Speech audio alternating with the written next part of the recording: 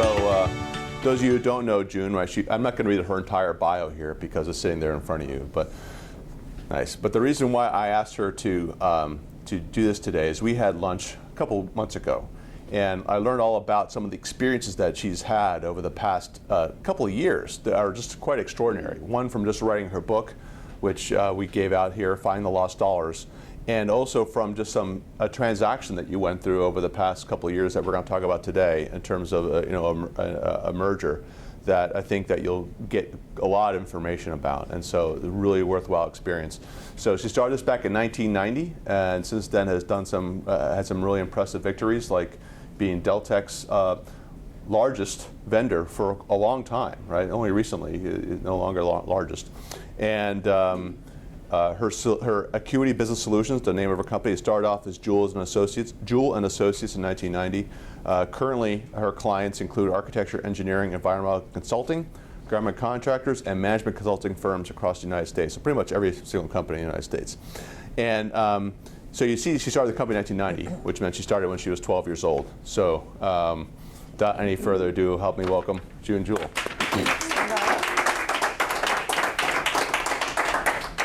Okay, so June, when we talked on the phone, we started off going through your story about how you decided to start your business back in 1990. So why don't we just talk a little bit about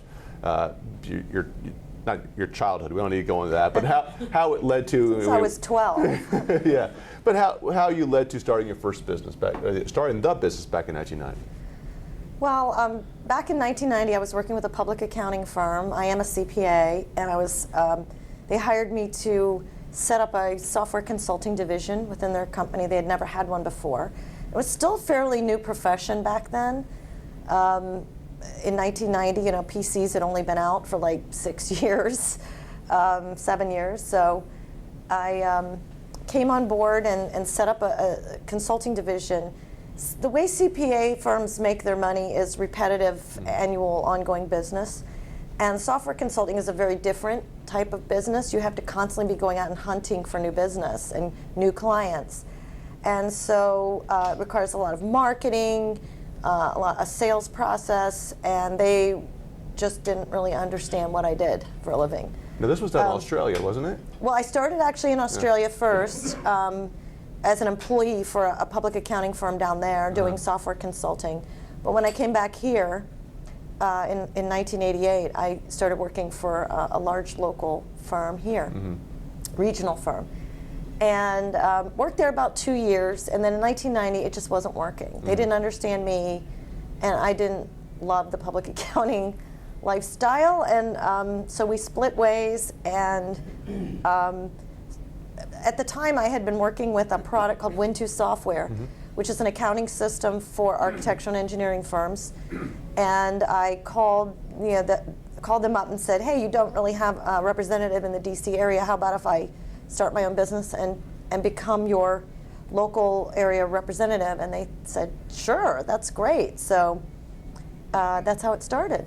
So how did you get your first couple clients doing that then, right? So 1990, this is a question I didn't ask you, so hopefully I'm not putting you on the spot. No. But I'm just curious, how did you get your first couple clients from that then? So, because it's one thing for them to say, yeah, sure, be our vendor then in the DC area, but how did you take that into actually starting to grow a business off of that? Well, it was really a combination of a couple things. One was we'd been doing a lot of marketing campaigns, so I had a lot of leads built up that I had to follow up on and pursue.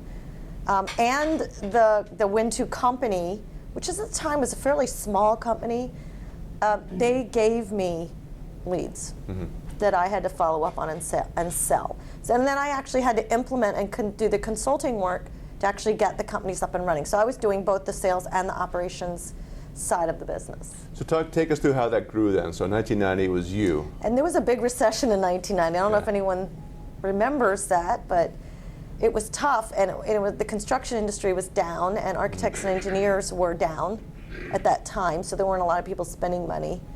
The product was a relatively low price point, so I really wasn't making a lot of money back then. Right. But for about 6 years, I did it all by myself. Once in a while, I would find somebody, on a 1099 basis to help me out on a small project. But for the most part, for 6 years, it was just me, and I was also having children. So it was challenging. And your son almost joined us today. Yes, yes. He's 21 now, so. So, then about around 1996 or so, you say, is when you've hired your first W-2 employee? Actually, I'm not even sure if they were W-2s. I found a couple technical people and brought them in. I think they were 1099s, but they were full-time. Mm-hmm. And so then I could focus on sales, which is what I enjoy doing, the sales and the marketing and the business development side, and have other people doing the technical stuff, which I was good at, but I didn't enjoy as much. So why don't you just keep going then? So you're right here in the late 90s. Just tell the story all the way through to 2010, if you don't mind, and we'll talk a little more about what happened in 2010. But sure. Why don't we just keep going about how the business grew and some of the things you went through and so forth. Just go ahead and hold court. Well, we were pretty quickly became one of the top salespeople for the Win2 software. I had a great relationship with them. They were a small mom and pop company, 50 people and several thousand clients around the U.S. I had maybe a couple hundred, so supporting them mostly by myself, but with a couple other 1099 people. I hired somebody who made a big difference in the company. She was a telemarketer, and she was very successful. I trained her, and she took off. She had the right personality and really helped grow the business. And then in 1998, I hired my first real employee who was a consultant. And she had been someone who had worked at one of my clients' offices and was decided to leave to take care of her children, and then decided to come back in the workforce, so I was able to get her full-time, and she's still with me. Okay, wow. So it's 15 years. So Yeah. keep going, though. You're not there Well, yet. we had Y2K, which was really exciting. So everything was booming around that time. We were making a lot of money. Then we had 911. Everything kind of crashed for a couple years. It was slow. Mm-hmm. And then in 2003, it really started to take off again. And we just rode that wave way up. The architects and engineers were going crazy, Right. growing their businesses, expanding.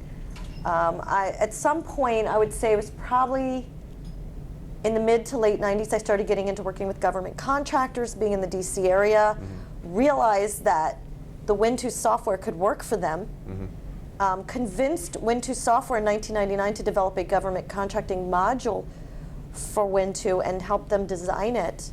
And we took Deltek head on, which Deltek was the big, giant government contract company at the time, and still is. Ironically, Deltek bought Win2 in 2005. Yeah. So that kind of changed the course. At that time, we were the most successful Win2 reseller. Deltek knew all about who I was because I had been kicking their butt in the DC area, and they all of a sudden were best friends. Right. And we're now, a Deltek partner. So I had to kind of change course at that time, start converting all of our clients off of Win2 and onto Deltek products. The Deltek Vision system was the primary system for architects and engineers. And that wasn't free, right? Because I know there are several companies I worked for. Yeah, It was, it was a decision they had to make to switch over from Win2 to upgrade to Deltek. Yeah, we had to sell them all over again. Yeah. Which many of them came on board with us, which was great to be able to continue those long-term relationships. And the transition went very well from Win2 to Deltek. Deltek's a good company. They're solid. They have a good client base. They have the majority market share in the U.S. on architecture, engineering, and on government contracting. So the two core industries that we were focused on, they had market share, which really helps. Name recognition helps a lot when you're trying to sell a product. So. And this was then around 2005, right? Was when Deltek they made the acquisition. All right. So, and was that your largest growth spurt then? Was from 2005 on? It was huge. They had what they called the legacy program, which was taking all of those. Win2 wasn't the only company they had bought. They had bought two other companies. So they actually had 9,000 what they called legacy clients. Legacy clients are clients that are on old software that they then wanted to convert to Vision. So we went from being a Washington, D.C. / Philadelphia-based firm to nationwide. They handed us about 400 legacy clients and said, go sell them Vision. And I had to ramp up from 4 or 5 employees to about 20 employees in 2 years. Right, because you have clients all over the U.S. All right over now. in like 40 states. Right, because I know even just looking in your book, there are people from all over the country, I think, who wrote you glowing reviews. And I think when we talked on the phone, you talked about one of your, I think you referred every once in a while to a client you had in Colorado. We have a lot of clients in Colorado, about 50. Win2 Software was based out of Fort Collins, Colorado. Okay, gotcha. So we actually, at the time that Deltek bought Win2, Deltek started getting rid of some of the employees. They couldn't keep all of them, and so most of the partners took up most of those employees, and I got 3 people in Colorado. So Deltek then started giving us clients in Colorado because we had employees there. So 2010 then. So let's go. So around 2010, you had 20 employees. We were Deltek's top partner at the time, right, and about 20 employees. And I had kind of been going back and forth with another Deltek partner called ISG between being the number 1 and the number 2 partner. The 2 of us got together, the number 1 and the number 2 got together and said, wouldn't it be really cool if we merged and we were the biggest partner by far, like way bigger than anybody else. He had about 1,000 clients at the time. We had about 700. So putting together, we had about 1,700 firms across the U.S. We decided to do a merger in May of 2010. Okay, so this was an interesting experience for you, which mergers often are. But one of the reasons I wanted to hit on this as much as you can, right? Because some of the same stuff might be sensitive. But there's a lot that you got out of that experience. I think that's probably one of the reasons I really wanted to have you here today was that, and of course we'll talk about a little bit from your experience in the book. But let's talk about that then in terms of the merger. So, so how did that turn out? So May 2010, you did the merger, and how's that working for you so far? Sure. Well, we went from being Jewell Associates and ISG to we created a new company called Acumen Advisors. On paper, it looked like the perfect company because I was really, really strong in sales and marketing, and Kevin was very strong in administration and managing, the consulting practice. Mm-hmm. And so I basically was able to give away to him all the things that I didn't enjoy doing, and he was able to give to me the things that he didn't enjoy doing. So we kind of created this org chart where I had everybody under me that was sales and marketing related, and he had everyone under him who was consulting and administrative related. But unfortunately, from a cultural standpoint, we hadn't done our homework very, very well. Mm-hmm. And what looked great on paper was a disaster in real life. We were a virtual company, meaning everyone worked at home. Mm-hmm. So at the time, we ended up with about 35 employees, all working at home from like 7 or 8 different states across the U.S., and ended up actually hiring some more throughout that process, including people even in California. But our management style, our approach to our clients and our employees, and even our employees' ability to come together and work together, it just didn't work. Yeah, so and so the net result was what? The net result was a lot of people problems that we were dealing with every day. Clients not getting called back by people pointing fingers and saying, well, you were supposed to call. No, it's your job. No, it's your job. Nobody knew what their job was. We thought we had done a good job of figuring that out, whose job was what, and who gets, what's the actual step-by-step process that you need to go through when a client calls or when this happens or when that happens. But it just wasn't working.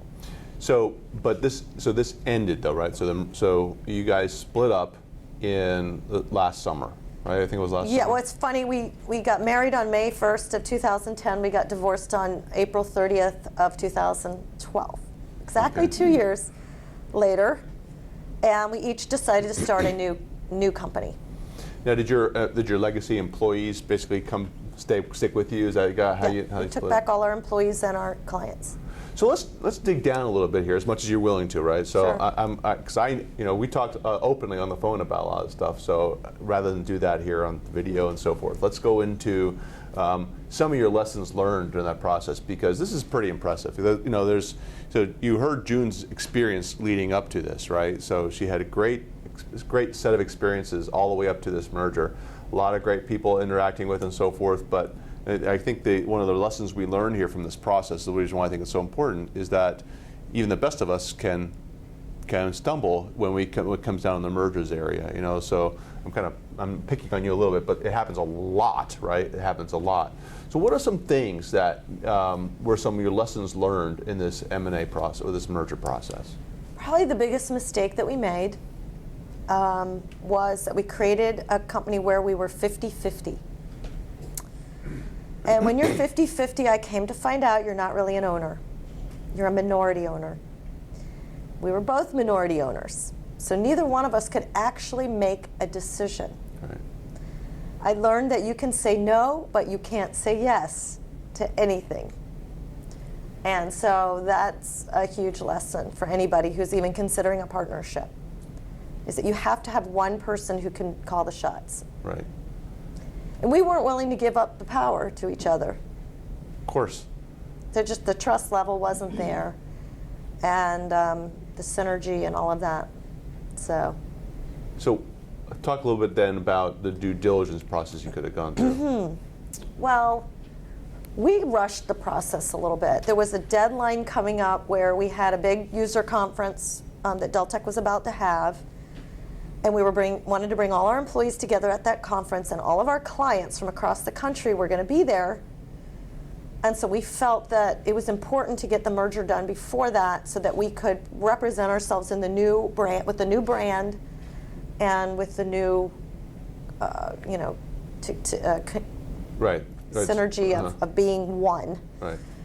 And we had a big party, we had several hundred clients there. It just so happened that year that they had the conference in Washington, D.C. at the Gaylord, so that was great. So we were able to bring all of our employees there, taking pictures of each other, and we got to have a 2-day staff meeting to get everybody, and everybody got along beautifully. It looked like it was going to be wonderful. Mm-hmm. But we really hadn't dug into, what does it mean to work for you, and what does it mean to work for me? And I'll give you an example from a cultural standpoint, something that you may not even think of asking someone that you want to partner with, but who are you? Like, what do you do for a living? If you asked him, what do you do for a living, he would say, we're IT system integrators. That was the word he would use. We are IT system integrators. If you ask me what we do for a living, we are business consultants, business management consultants. We are there to come into a company and help them manage their business better. He's there to get the system up and running, right. And that's it. So when things would happen where you're working on a project and a client needs help with something, their people would say, we don't do that. And our people would say, we do anything and everything to help you. Completely opposite response from the two sides of the company. And it was very confusing. Right. My people were getting pissed off at his people because they weren't helping clients with things that they thought they should have been helping them with, and turning away business in some cases. We don't do that. We don't do bookkeeping. We don't do reconciliation. We don't help clients with that kind of problem. And we were the kind of company that did always help clients with those things. So, right. So again, from our conversation, it appeared that if you did go with at least one person being the majority owner, right, saying 51%, 49%, a lot of these cultural issues, it might not have been necessarily resolved, but at least you had the leader in terms of the culture, right? You wouldn't have had a decision anymore. We're saying that we can both say no, but neither one of us can say yes. And right. You could actually say, all right, well, here's our decision in terms of the kind of company we're going to be and so forth, right? I mean, sure. Ultimately, if you had a majority owner, that might have been resolved. That doesn't mean it would have still have been a marriage made in heaven, but it probably would have helped out a little bit with that culture thing. Would you agree to that? I'm not convinced that would have, in our case. It probably would in most cases if you had an understanding in place that it's okay if you fire my people. But in our case, if I had been in charge, I probably would have fired some of his people, and if he had been in charge, he would have fired mine. Sure. And I don't think there would have been agreement on that. Okay. And that was really a big problem because we both believed in our people. So just to drive down a little bit more in the terms of due diligence, and then we're going to move off onto Sure. other items.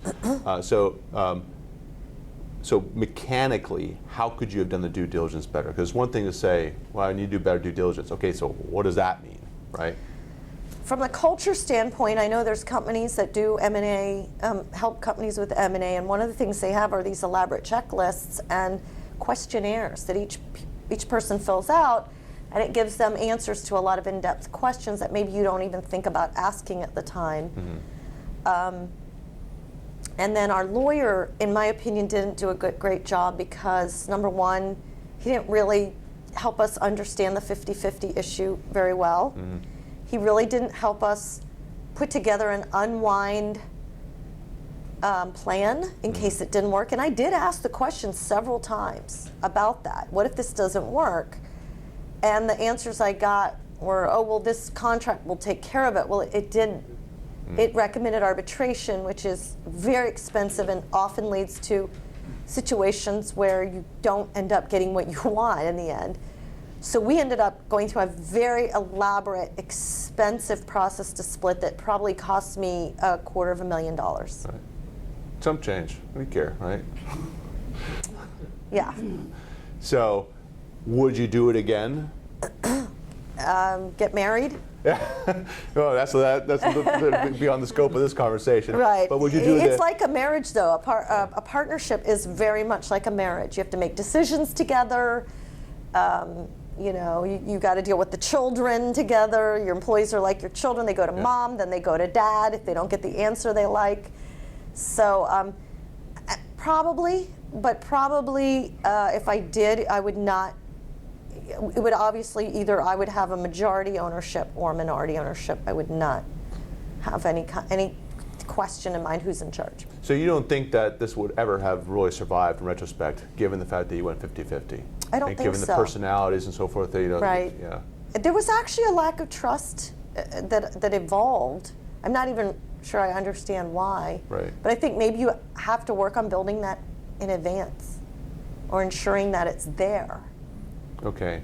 So now it's 2013 and you got past that, sort of, right? It's been a year. Right. So it's been a year. And so a lot of things have changed since then. So you relaunched your business, or relaunched, we just renamed it, went Acuity Business Solutions. Yes. Right, and you're how many employees now, roughly?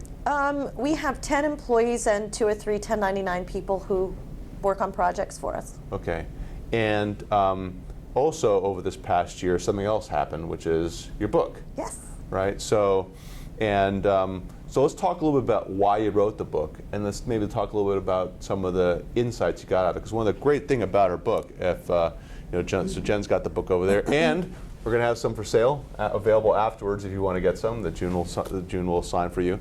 But what's great, it's all based upon her experience of consulting, being a consultant for companies in the architecture, engineering, environmental consulting businesses. So. So she's got a tremendous amount of experience there. So basically, it's a how-to book and how to find the lost profits. Very interesting, and just again a how-to manual. And so, what got you to write the book? Well, I was doing a lot of speaking at industry events and for clients, and doing webinars and things like that. Plus, I had been writing a lot of articles for a blog, and I just felt that I had a message. And trying to get business owners, our clients, to understand why they're not making as much money as they could be. So, I decided to put the book together. Really, there's 2 reasons. One is to get the message out and to actually help people find more money in their business. And I really believe that they can. And hopefully I've given them a roadmap for that in an easy to understand way of analyzing their business. The other part of it, honestly, is thought leadership. I'm trying to provide, some value to our clients at a level that kind of supersedes what I've been doing for the last 23 years. Yes, we've been selling software to our clients and helping them get up and running on it, But even more so, we've been helping them solve business problems and helping them become more profitable. And so when you're able to, I believe, become a thought leader in your industry, you can have an impact on a lot more people than if you're just selling somebody a product and dealing with them as a vendor. So just a show of hands here, how many of you in here have written a book or want to write a book? Want to, okay. So, and I flirt with the idea every once in a while, still not too 100% sure about it. So, so what's your advice to the folks here in the room about writing a book? I mean, so one of the things that I'll share, because you said it just now, is you're being able to demonstrate your thought leadership, right? It's one of the great things that comes from this, right? Is people can understand actually how you think, how you analyze, and what your problem-solving approach is, and so they get something from that. They also learn a little bit about your experience. So it's great from a marketing tool, right, to be able to do that. What are some other reasons why some of the folks in here might want to write a book? Well, I think thought leadership is a really important, it's a way to launch yourself into a position where you have people requesting you to speak, and just to get your message out, to get a lot of PR for your firm and for yourself. It's a great way to communicate. You can take a blog and turn it into a book. You can also take a book and turn it into hundreds of articles. So you can actually use it both ways for content. And one of my goals is also to turn it into a training curriculum, so it can help launch additional products and services that are actually going to then help our clients go to the next level, which is actually physically implement some of the ideas and advice that I give them in the book. There's a lot of ways to get started in it. You know, a great place to start is to write an outline and then start filling in the outline. I actually ran across a woman named Donna Kozik. She's based out of California, and she has a company called Write a Book in a Weekend. And I did her 3-day weekend online coaching. And I recommend her Diamond Level, which is where she gives you one-on-one feedback about your book. You start on a Friday afternoon, and on Sunday, you know, I had like 5,000 words done, which is about 10% of the book. And I had the outline done, I had the concept, she gave me some critiquing on my writing style, and gave me a roadmap or a plan for how to get it finished. That helped. And she gives you a lot of advice about publishing, book covers, what goes in the front, what goes in the back, how to sell them, a lot of great advice. So I recommend Donna. So how long did it take you total if you can figure it out? I mean, because you know, it could take you months and take you years. I met somebody once who it took her 20 years to write her book, because I'm too old for that. Yeah, you could really stress out about this. But how long did it take you total? I mean, I started in September, and I worked a lot of nights and weekends, many weekends. I even gave up some of my precious Redskins games. That hurt very much. So license plates, that's like skin something. Yeah. I'm a season ticket holder. So I actually gave up some games to get my book done, but you have to do what you have to do, right? If you're a football fan, I recommend doing it in the summer. Finishing by the fall. Right. So I started in September. It was in print in April of this year. So the book itself the draft, which needed a lot of editing, was done in about 2.5 months. Then, so this is my strategy, and I think this is a really great strategy if you're thinking of writing a book, is a couple things. I reached out to a couple thought leaders in the industry and asked them to help me. I asked them for quotes. I asked them, one of the thought leaders in our industry, Mark Zweig, who I'm kind of friends with, I've sponsored some of his events, I asked him, he has marketing and project management performance surveys and financial surveys. So I asked him for copies of them, and I quoted a lot of them in the book. I asked him to write the foreword for my book, which he did, which is great to have a recognized name give you a foreword for your book. And I also reached out to about 30 to 40 clients and asked them to give me quotes.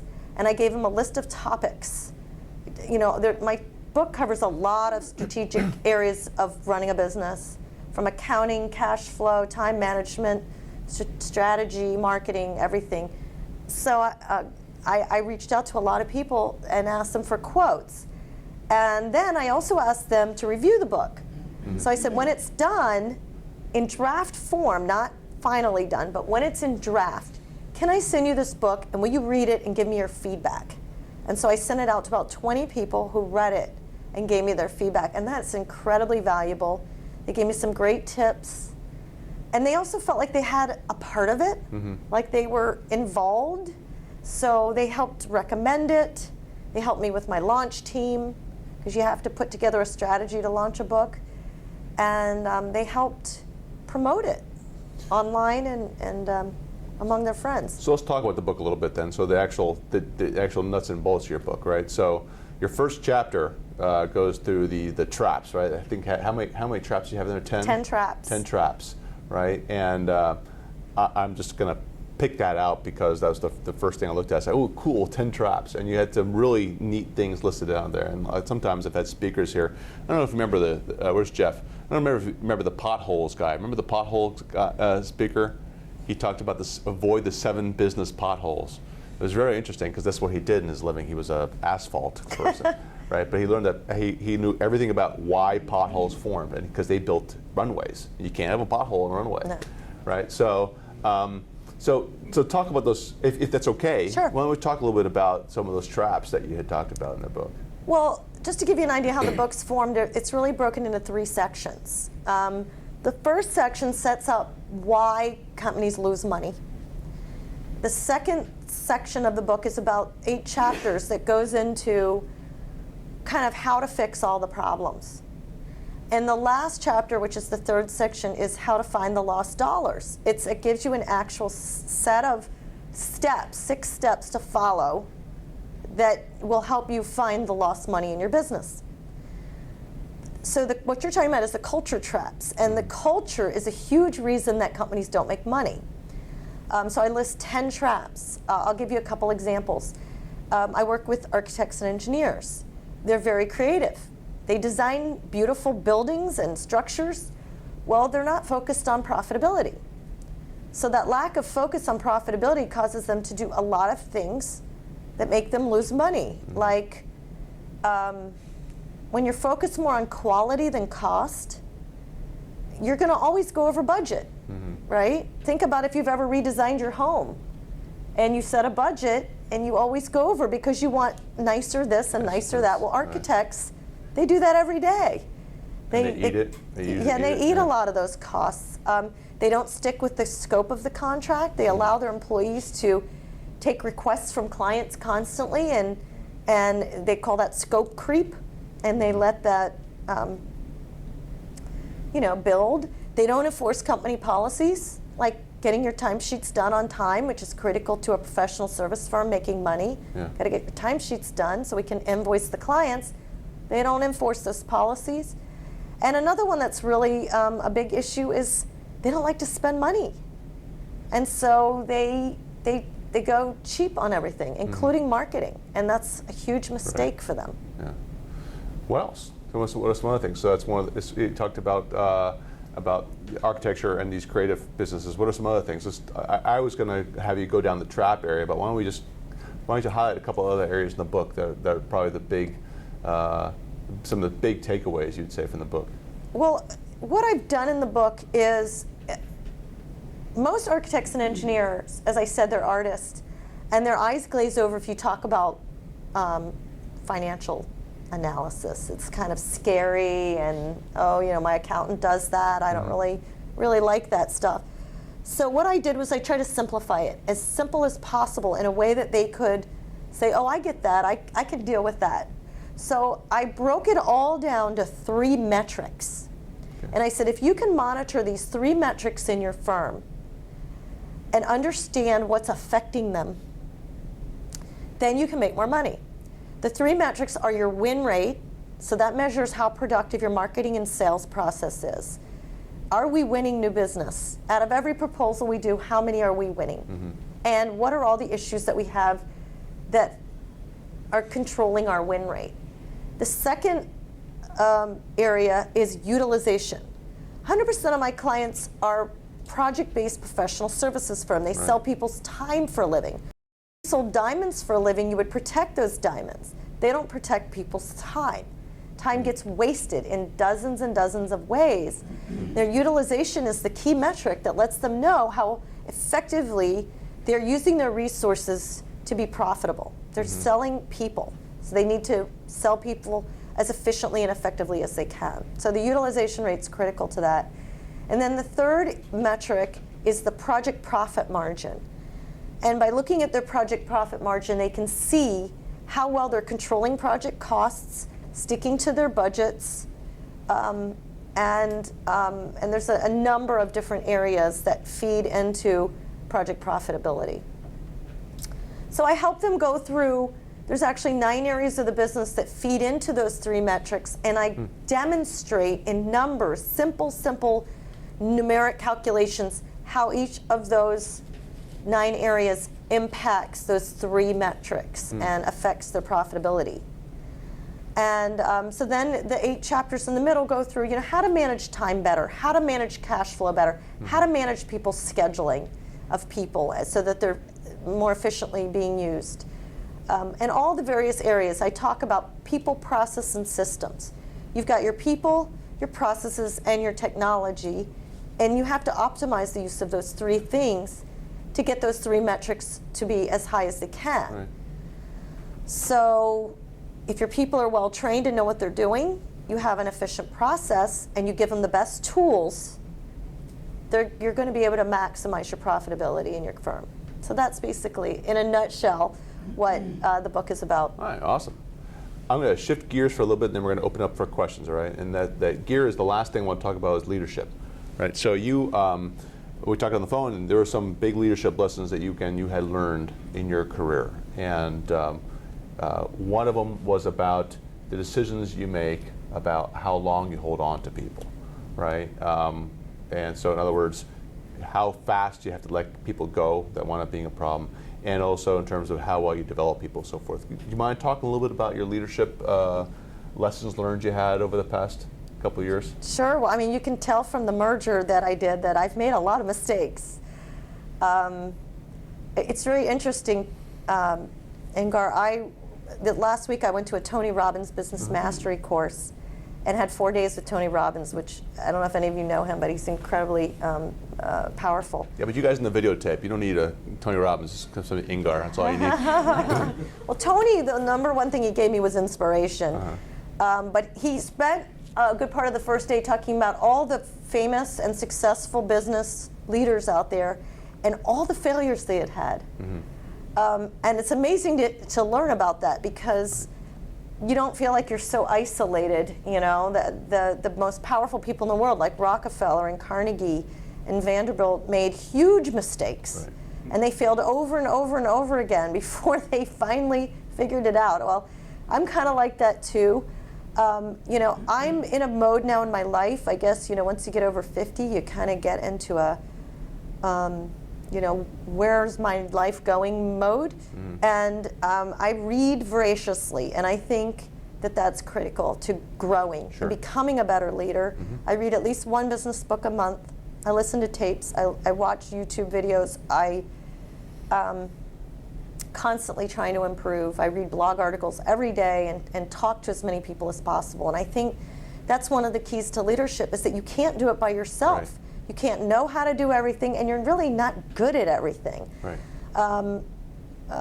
I realized, and especially last week, it really came home to me that I'm an artist. And Tony talks about, are you an artist, an entrepreneur, or a business, a manager leader? Manager leader is my least effective skill. I'm an artist, which is, I'm good at creating and dealing with people and selling and that type of thing. Second on my list would be entrepreneur, which is taking risks and that type of thing. And then third is manager leader. So I have to get help in that area. I need help from people like you, and from reading, and from associating myself with the right people, the right mentors, and the right business associates.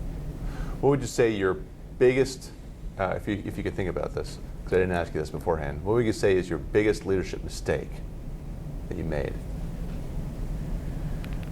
If you don't know the answer, it's fine. I don't want to put you on the spot. I think the hardest thing to do is to manage people. And I think you assume sometimes when you have a, quote, family culture, that that's the culture you need to have. And I think that's true up until about 10 employees. Once you get over a certain number of people, a family culture starts to disintegrate your company, and it can actually put you under. My friend Skip Weissman says, why do you want a family culture? Most families are dysfunctional. And it's true. Yeah. So having a family culture encourages you to do what you were just saying. Keep people too long who aren't working. Right. Accept people's flaws to the point where it's hurting the company.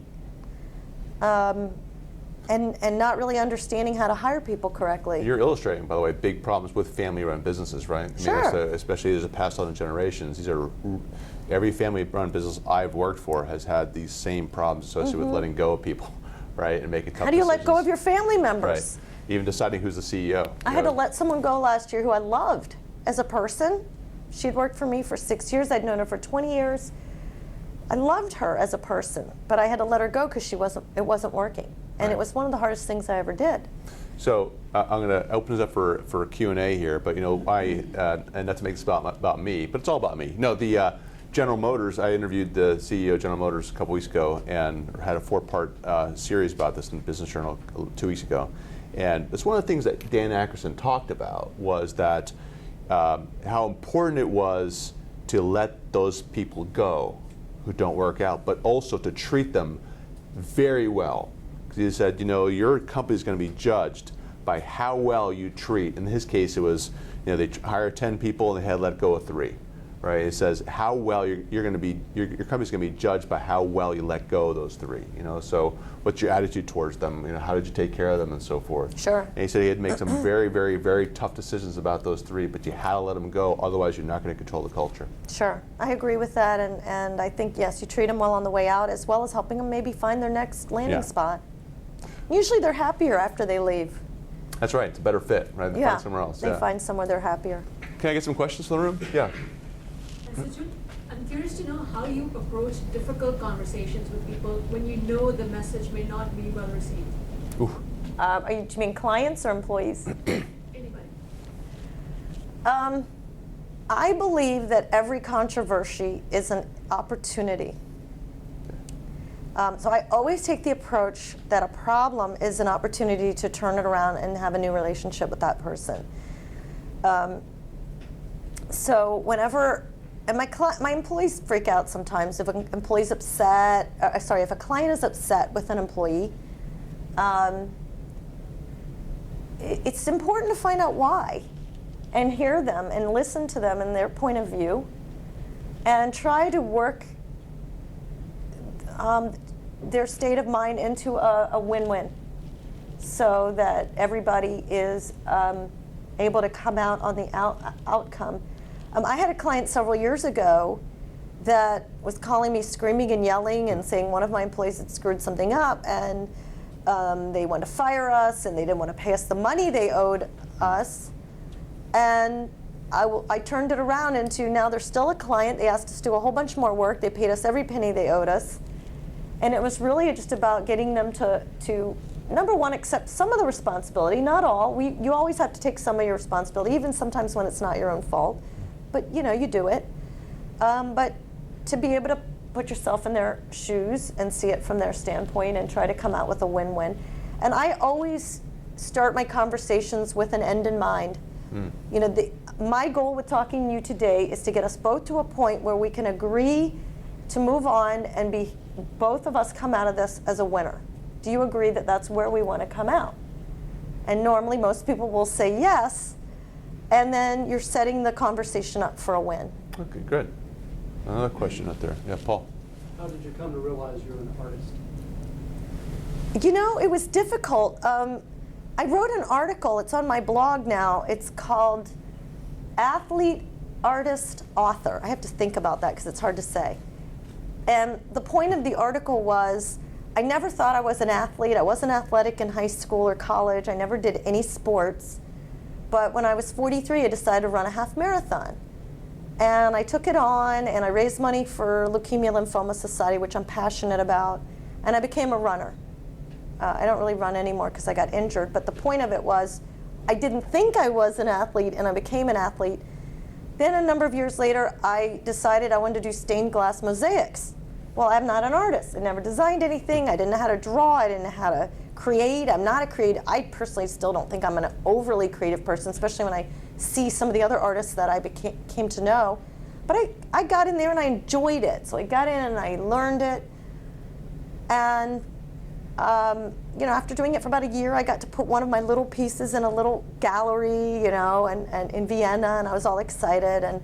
And so I then said, okay, well, maybe I didn't think of myself as an artist, but I became an artist. And the same thing with being an author. I never thought of myself as an author until I got published, and now I can actually call myself an author. So I think sometimes you may think you're not something, but you can become that person if you're passionate about it and you believe in it. But I think my inclination is to create. And sometimes you may think that's an entrepreneur. An entrepreneur creates something. You take an idea, you create a business. But really, what I learned an entrepreneur is a risk taker. And I do take risks, but I don't think I'm the ultimate risk taker. Right. So I think it's more of an artistry. It's about loving and being passionate about creating something. I actually never heard that comparison. That's a good point. All right, the next one. Yeah, Jeff. I want to ask you about the merger. And I have a quick story to relate of one of my clients who merged with another company. And I recall telling him at the time that he was about to close the merger, I said, Bob, you're basically selling your company for a job with this new company. Why are you doing this? And he wouldn't really give me a direct answer, but he was very excited about it. So the merger went through and they unfolded it a year later. And in talking to him after that, I asked him, I said, why did you do that merger in the first place? And he said, I wanted to grow the company, but I didn't want to grow it organically. I didn't want to sell, and I didn't want to field a sales team. The whole thing was messy, and she had a whole thing going where the sales was good and so forth. So I'm kind of curious, in your case, what was the motivation for doing the merger on the front end? And do you think that it ever could have worked had you understood that would you have done it had you understood that 50-50 was going to be a condition of the merger, either from your psychological point or your merger partners? I think there were two reasons I wanted to do the merger. One was because I wanted a partner who had some the skill sets I didn't have, which were the people management and the administrative. Believe it or not, I'm a CPA. I absolutely hate doing my own books, taxes, accounting. It's just not me. I don't like the HR side of things. You learn it, you become okay at it, but it's not what I wanted to spend my 50 hours a week doing. If I could take that time that I was spending doing that, give that to someone else and focus on sales and marketing, just think what I could accomplish. Yeah. So it was about that, finding someone who complemented my skill set. The second part was about growing, as you said. Growing. I felt like to be able to grow and become the largest partner for Deltek, we would have so much more leverage with Deltek and leverage with our clients.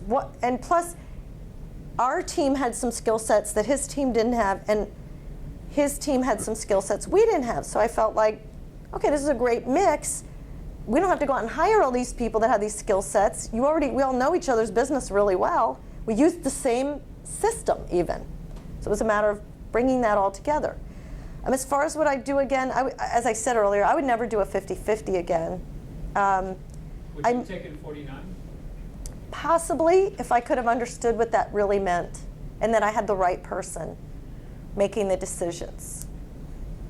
So I think it would have backed you off a little bit, right? Obviously, if you're going to take 49, that minority stake, that means you are ceding a certain amount of control to that person that's leading. Pretty much 100%. Yeah, and so you're saying that I'm gonna sell that 1% for a premium, ideally, right? And I'm going to understand that means that my people that I'm bringing over here are now really beholden to And he to his probably would have decisions. fired a number of them because of the cultural issues. Yeah, so it seems like, so going back to that, it seems like both of you probably were not 100% committed to the effort, because you think you were trying to hold on to your folks, weren't you? And he was trying to hold on to his, and then so the commitment was maybe being. And, I think at first that wasn't the case, but I think that's what it became. Yeah, it makes sense Yeah. though, because I had a conversation about it, and I understand why. I mean, because it started off rocky right from the get-go with you guys. It did. So. Yeah, yeah, Tom. Jim, did you have a board of advisors, or even a board of directors? That's a great question, right? We talked That is about a wonderful question. I had my own personal mentors and advisors that were wonderful. You know, when I had problems, you know, our lawyer ended up becoming one, but I'm not sure that he was a great person to talk to. But I had my own personal, but no, we didn't, and I really You didn't have think a board of advisors for the new company? No. The merged company? we didn't, and I think we should have. Yeah.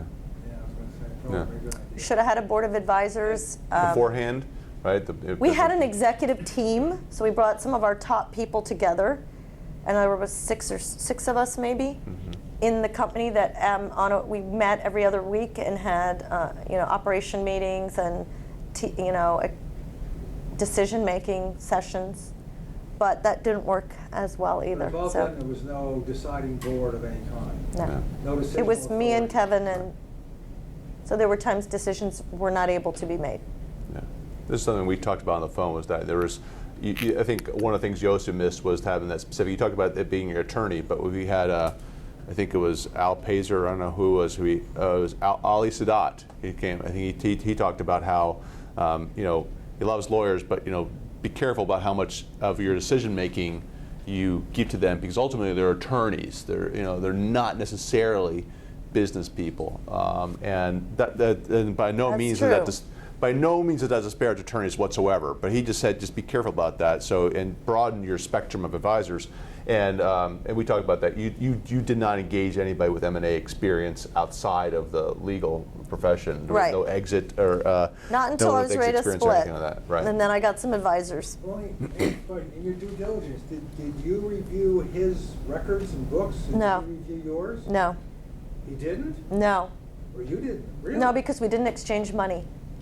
Yeah, We but just due made a decision. Didn't you have an MOU to begin with that just said, you know, we'll work together to form a merger agreement, but We just have made a legal- decision to put the clients, the employees, and the assets together as of a certain date, and it was 50-50.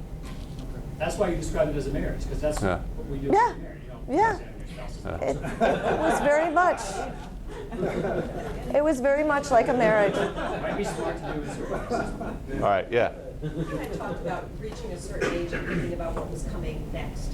What remains for you on your bucket list, either with your business or personally, that is on the horizon? Oh, I have some exciting things that I want to work on. And, you know, I think part of it is getting to a certain age, because I talk to a lot of people when they kind of hit 50, it's like, you know, you've been doing the same thing for a really long time and you want to see what else you can do, like writing a book. I have a lot of plans. I want to get more into the speaking circuit in the industries that I work with. I want to rewrite my book for professional service firms, because I think CPA firms, law firms, marketing firms could benefit from the same advice that I have in my book. so can IT government contractors. And government contractors, yes, exactly. That's who I was thinking about. Any certainly. professional service firm can benefit from what I wrote about. And I want to create some information products, because I feel like I could reach a lot more people and help them actually implement some of these processes with online training programs and mastermind groups and things like that. So I'm looking at how to develop that as well. Any other questions? All right. Last one, Jeff. Yeah. I was going to ask about the book. You know, it seems like that would be well suited to anybody in consulting. Sure, it is. Because unless you have a product with a cost of goods to it, you have difficulty enforcing the discipline of the true value of your time, if people even know what that is. Yes. I don't think they realize I haven't got a clue. how much time gets wasted with inefficient processes, and so we go into that quite a bit. And I agree. I mean, I am going to rewrite it for professional services firms. Could it be read as is for professional? And all of you are probably in that industry, so I'd love quotes from my new book. Yeah, I mean, based upon what I heard, I confessed this morning, right, that I hadn't read the book yet. I skimmed through it, but based on what I heard and from what I read, I saw the direct applicability to government contractors clearly, and of course also to any professional services firm, especially when we just talk about the metrics, utilization. Are you kidding me? I mean, it's huge, right?